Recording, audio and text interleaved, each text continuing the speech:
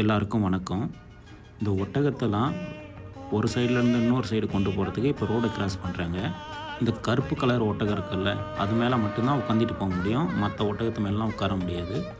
இதோட விலை மட்டும் ரொம்ப அதிகமாக இருக்கும். எப்படியும் சவுதி ரியால் ஒரு 70,000 ரியால் இல்லை 1,00,000 ரியால் அந்த மாதிரி இருக்கும். மற்ற ஒட்டகம்லாம் ஒரு 30,000 ரியால் 40,000 ரியால் அந்த மாதிரி இருக்கும். ஆண் ஒட்டகம்லாம் பார்த்தீங்கன்னா அது குட்டியாக இருக்குள்ளே ஒரு மீடியம் சைஸ் வந்து எதுவுமே விற்றுடுவாங்க தேவையில்லைன்ட்டு. இங்கே இருக்கிறது ஃபுல்லாகவே எல்லாம் பெண் ஒட்டகமாக தான் இருக்கும். அப்போ தான் அது குட்டி போடும். அதில் தான் இவங்களுக்கு வருமானம். அதை வைக்கிறாங்க, அதில் தான் வருமானம். ஒட்டகத்துலேருந்து பால்லாம் அதிகம் கறக்க மாட்டாங்க. குட்டி குடித்தது போக மீதி கறப்பாங்க. அதில் வந்து பிஸ்கெட் செய்வாங்க, அப்புறம் கடைகள்லாம் கொஞ்சம் விற்பாங்க. என்னையும் நிறைய பேர் கேட்டிருக்காங்க, ஓட்டம் பால் குடிச்சிருக்கியா அப்படின்னு சொல்லி. குடிச்சிருக்கேன், டீ போட்டு குடிச்சிருக்கேன். நம்ம மாட்டுப்பால் மாதிரி தான் இருக்கும், கொஞ்சம் தடிப்பாக இருக்கும்.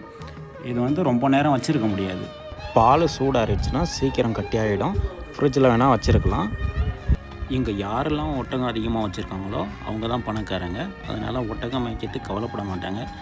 தலைவர் எனக்கும் வழியை விட்டுட்டாங்க. ஓகே, பாய்.